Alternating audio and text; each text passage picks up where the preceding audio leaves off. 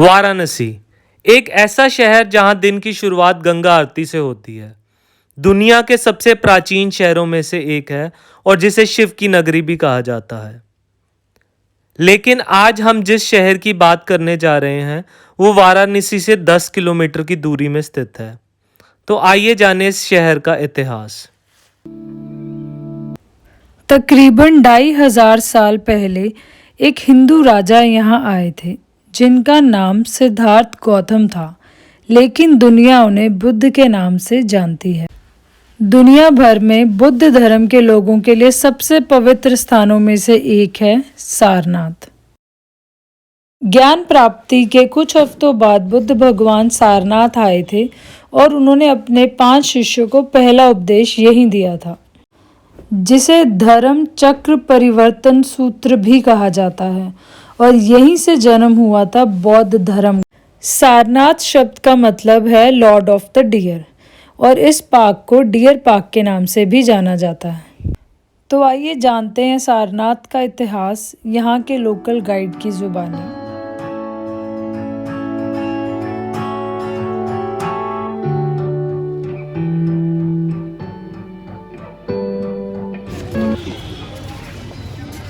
और मेरी बातों को ध्यान से आप सुनेंगे, क्या देखने आए हैं उसके विषय। प्लेस एक है, नाम 3 है, काशी, बनारस और वाराणसी। 12 किलोमीटर आप डिस्टेंस पर खड़े हैं। इस एरिया का 2 नाम है। पहला नाम ऋषिपाटन मृगदाव।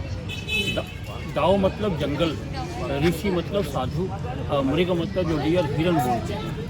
आज से 2600 वर्ष पहले ये समस्त एरिया ये जंगल था।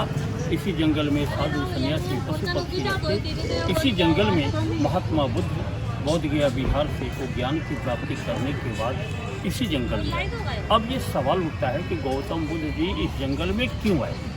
तो बिहार बौद्ध गया में जब भगवान तपस्या कर रहे थे, एक भक्त लेडीज नाम सुजाता, डेली उनका काम था कि पीपल वृक्ष के नीचे जल देना। आखिरी दिन पूर्णिमा दिन आया, उसने सोचा आज शुभ दिन है, मैं कुछ बना करके वृक्ष के पास रखूंगी, कोई तो खाएगा। तो उन्होंने क्या बनाई, खीर। एक हाथ में जल, दूसरे हाथ में खीर लेकर जब वृक्ष के पास पहुंची तो देखा क्या, एक व्यक्ति बैठा है, उनके शरीर में पूरी मिट्टी भरी हुई है। वो लगी सोचने कि इस मिट्टी के अंदर कोई इंसान है। उन्होंने थोड़ा सा रुक करके प्रभु को ध्यान करके पीछे हटी। हटने के बाद जल उठाती है और उस मिट्टी को पर जल को छोड़ देती है। जब वो शरीर से मिट्टी दूर हो जाता है तो उनका शरीर कैसा दिखा, कंकाल रूप। जब वो कंकाल रूप देखी तो उसको इतना डर हो गया कि 140 के स्पीड पे भाग जाती है। और भागने के बाद दूर जाकर प्रभु को बोले, मुझे बचा लो, मैं ज़्यादा डर गई, भयभीत हो गई हूँ। तब प्रभु ने उस नारी के अंदर इतना शक्ति दिया कि जैसे भाग कर गई थी वैसे वापस किया। प्रभु के समक्ष खड़ी होकर प्रणाम किया और उनसे सवाल भी किया कि जिस कारण आप वृक्ष के नीचे बैठे थे कुछ पाने के लिए, यदि कुछ खाकर बैठे होते तब का शरीर एक कंकाल नहीं होता। भगवान को बड़ा अच्छा लगा। सुजाता बोली, प्रभु मैं कुछ लाई हूँ इसको। जो खीर रखने की बात थी, उनका रूप देख करके उसके मन में दया और करुणा का भाव आया नारी के अंदर, और भगवान को देने लगती है। तो बगल में उनके 5 मित्र बैठे थे, और मित्रों ने आवाज़ किया कि प्रभु इस नारी के हाथ से मत खाओ। भगवान माने नहीं। सुजाता ने उनके हाथ में खीर का थाल रखा। इतने में 5 मित्र ये कहकर वहाँ से चल पड़े कि मेरी बात को आपने नहीं सुना, इसलिए मैं आपके संग में नहीं रहूँगा। वो 5 मित्र उनके थे, प्रिय बंधु थे, और भगवान का संग छोड़ और डायरेक्ट काशी में आए। पूरी काशी को भ्रमण किया, फिर ये जंगल में आए, पूरी जंगल को भ्रमण किया और एक कुटी बनाकर इसमें रहने लगे। उधर सुजाता ने भगवान की सेवा 72 डेज तक खीर खिलाई। जब भगवान ने खीर खा लिया तो भगवान को चेतना ज्ञान सब कुछ भर गया। इतने दिनों से आप बैठे हो वृक्ष के नीचे, आपको ज्ञान नहीं मिला, लेकिन वही कहते हैं भूखे पेट न भजन नहीं होना। उसी प्रकार ये है कि भगवान के अंदर में शक्ति चेतना खाने के बाद ही गया। तो भगवान ने लगा सोचने कि मैं जो ज्ञान पाया किसको बांटूं, अपना ज्ञान मेरे पास यहाँ कोई नहीं है। तो भगवान ने दिव्य शक्ति का इस्तेमाल किया कि मेरा मित्र बंधु कहाँ है, तो काशी के नज़दीक एक मृगदाव प्लेस।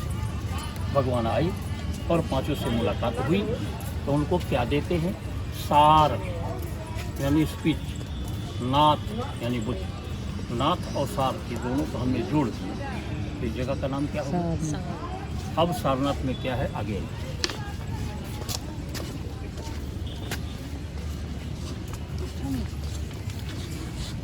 आप वीडियो बनाते रहे, कोई दिक्कत नहीं है।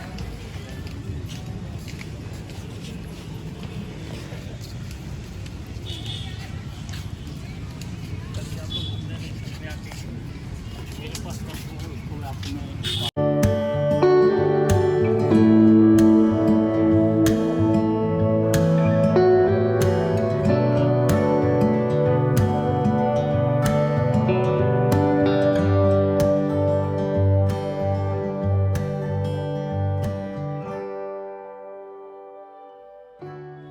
ये व्हाइट मूर्ति जो आप देख रहे हैं, यहाँ के रहने वाले नहीं है, ये श्रीलंका के बौद्धिस्ट हैं।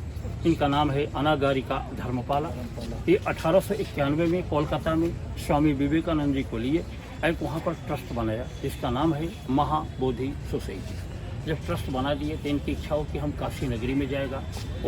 ये व्यक्ति कोलकाता से काशी में आए, पूरी काशी को देखा, बहुत अच्छा लगा। वहाँ से फिर पैदल जंगल में उनको और अच्छा लगा। इन्होंने घूम करके देखा यहाँ मंदिर नहीं, लगा सोचने मेरे पास पैसे नहीं, तो इन्होंने क्या किया, ताकि भगवान का घर बनाने के लिए चाहे जो करना पड़े, इन्होंने भिक्षा मांगना चाहिए।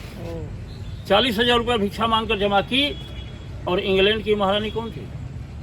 एलिजाबेथ। 30,000 इनको दे दिए। इनके पास 70,000 रुपये हो गए। इनको बड़ा खुशी मिला, कहा कि अब मैं मंदिर बना दूंगा। तो सर जी, सारनाथ का ये मुख्य मंदिर है। मंदिर बन गई, लेकिन मंदिर के अंदर भगवान की मूर्ति को किसी ने देखा नहीं कि भगवान का स्वरूप कैसा है। तो बौद्ध धर्म में 2 संप्रदाय होता है, हीनयान और महायान। हीनयान और महायान दोनों पूजा किसका कर रहे थे? मंदिर बनने के बाद तो महात्मा बुद्ध के जो पाँव में चक्र थे, वो चक्र की पूजा हो रही थी। कुछ दिन तक चला। तो महायान का बुद्ध ने प्रभु को रिक्वेस्ट किया कि कब तक मैं आपको अंतरिक्ष में देखूं, अपना फेस तो दिखाओ। जब प्रभु ने चेहरा दिखाया तो वाइट मार्बल है, भगवान की स्टैचू बनाई, गोल्ड प्लेटिंग किया। ये गोल्ड आपको दिखेगा अजीब, ज़्यादा येलो कलर में। ये है कहाँ का? तो श्रीलंका का।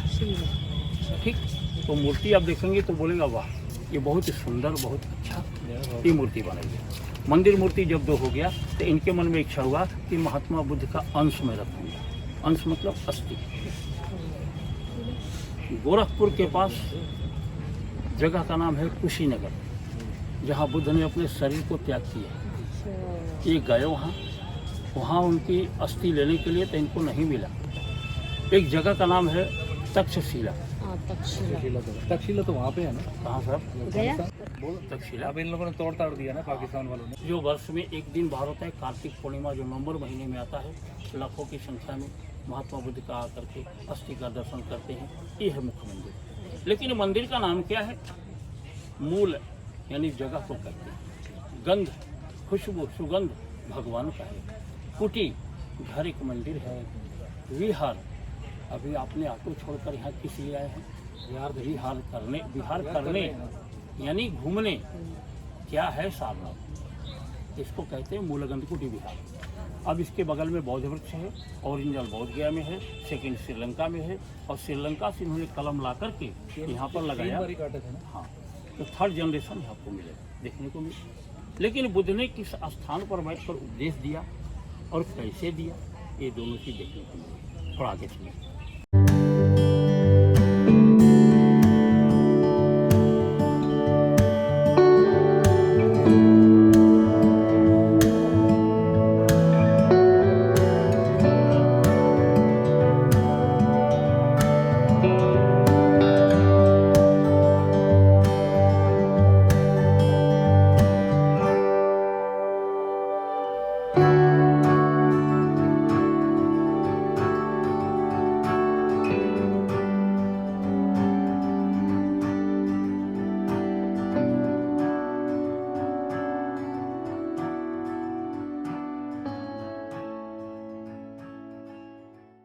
क्या है भैया? हिंदुइज्म में क्या है? चौकीदार। बौद्ध धर्म में चैतिका। ये नहीं इसकी चौकीदार मतलब और दूसरा प्रहरी।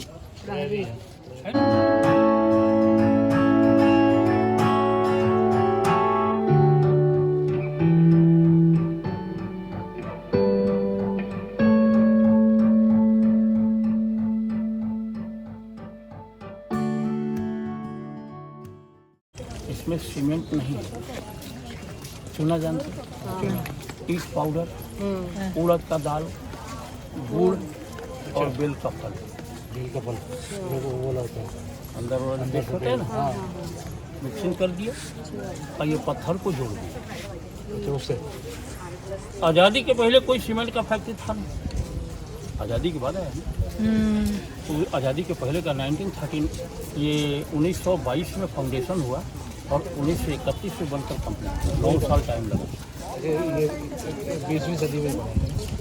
अब दूसरा काम, सम्राट अशोक जी का नाम सुने, कलिंग के साथ युद्ध किए और युद्ध करके सम्राट अशोक काशी गए। क्यों आए? क्योंकि उनके हाथों द्वारा पाप हुआ, बहुत ज़्यादा लाखों लोग मारा, लाखों लोग मारे। वो प्रायश्चित काशी में प्रायश्चित के लिए कि मेरा पाप हो गया। उन्होंने पिंडदान भी, जलदान भी। पूर्ण रूप से जब उनको शांति नहीं मिली तो बहुत सम्राट अशोक ने ये बुद्ध नगरी में आया और ये पूरी जंगल को भ्रमण किया, थक गए, एक वृक्ष के नीचे विश्राम की, नींद आ गया तो स्वप्न में क्या देखा? शिवलिंग चिन्ह, एक आकार देखा। उनको बड़ा पीस महसूस हुआ, प्रभु को देखा, मन में आ गया मैं प्रभु को देखा तो जैसा देखा वैसा मैं चिन्ह बनाऊंगा। तो सम्राट अशोक ने 103 फीट हाइट का एक चिन्ह बनाया। हिंदुइज्म में लिंगाकार का स्वरूप है, लेकिन बौद्ध धर्म में 4 नाम है। धर्मचक्र स्तूपम, बौद्ध स्तूपम, सारनाथ स्तूपम और इंगल नाम है धम्मिक स्तूपम। तो धम्मिका से एक मंत्र जन्म लिया कि बुद्धा धम्मा एंड संघा। इसका पूर्ण मंत्र है कि बुद्धं शरणं गच्छामि, धम्मं शरणं गच्छामि, संघं शरणं गच्छामि, बुद्धं शरणं गच्छामि। भगवान को पाने के लिए मीठे शब्द में, मीठे स्वर में तो करते क्या है? मोम का दीप जला कर रखना, अगरबत्ती जला कर रखना, पुष्पमाला रखना, वस्त्र रखना, चावल जल रखना।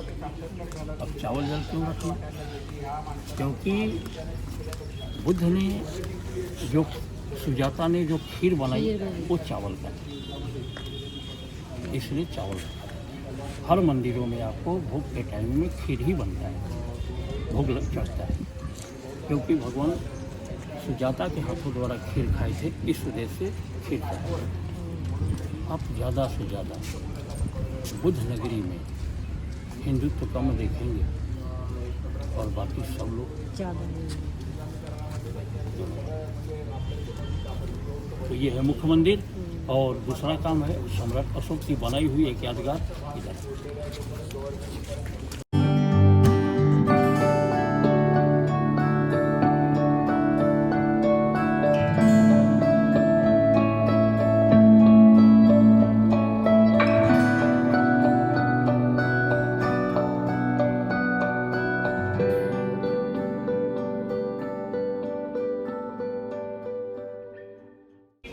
ये बुद्धा जी हैं जिनके पैर में चक्र है और इनकी स्टोरी अभी हम हमारे गाइड भैया बताएंगे।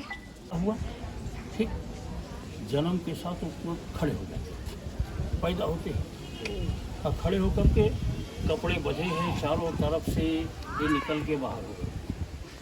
अब वहाँ जितने भी नर नारी लोग थे वो पीछे आगे से दौड़ करके इनको रोका और हाथ जोड़ दिया कि भूमि छोड़कर आप मत जाओ।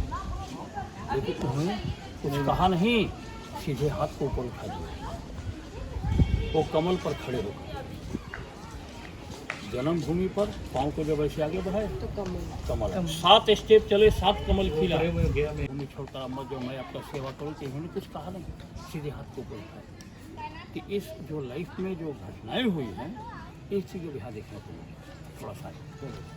बनाया गया ना कि ऐसे ले जाकर लगाओ, जल दो, बड़ा होंगे, आप भी बड़ा हो जाओ। ये बुद्धा जी ने वृक्ष दान किया।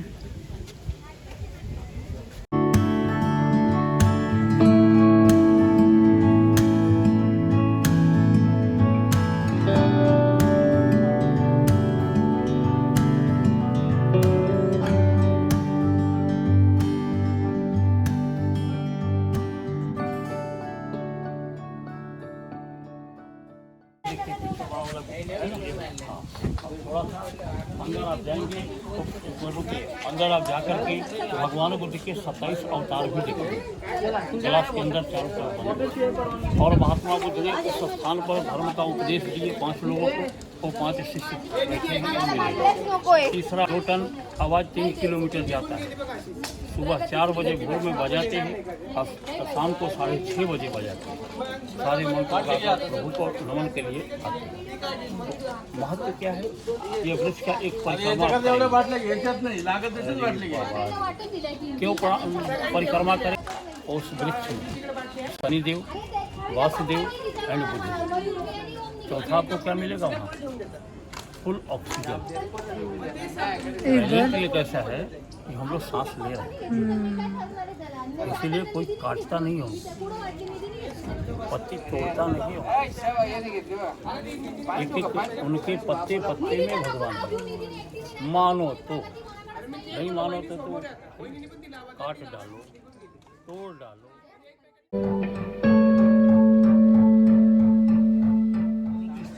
डिसेबल रेड वस्त्र वाले हैं और 27 अवतार जो ग्लास के अंदर बन, इसको इसका मीनिंग नहीं। वो टिबेटन लोग होते हैं घुमाते हैं, जिसको धम्म चक्र कहा जाता है।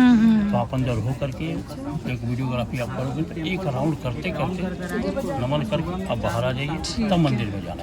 आवाज़ नहीं करनी। इनको घुमाने का क्या आपका राउंड जिनको नहीं आता है मंत्र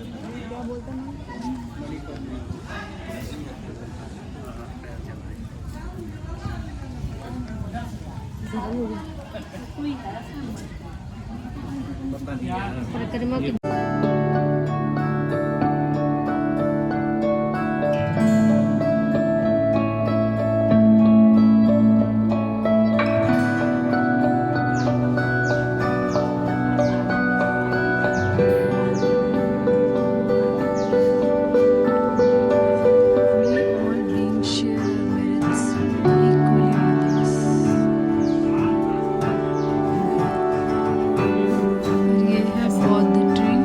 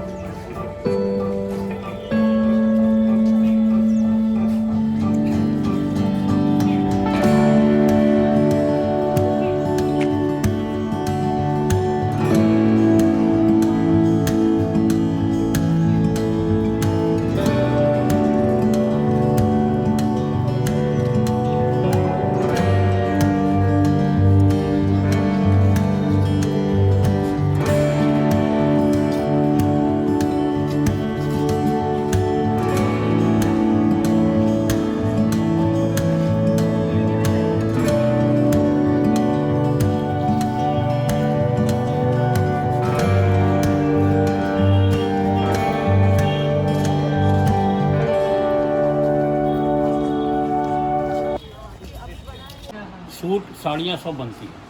तो ऐसा ही पूरे गांव में जो डिज़ाइन आप देख रहे हैं इसमें लगा हुआ है, वो डिज़ाइन इसमें से निकलता है। जब ये डिज़ाइन चेंज होता है वहाँ से, तो डिज़ाइन यहाँ निकलता है। मंदिर का, वृक्ष का, ये जगह का नाम सारनाथ है, वो लिखा हुआ है।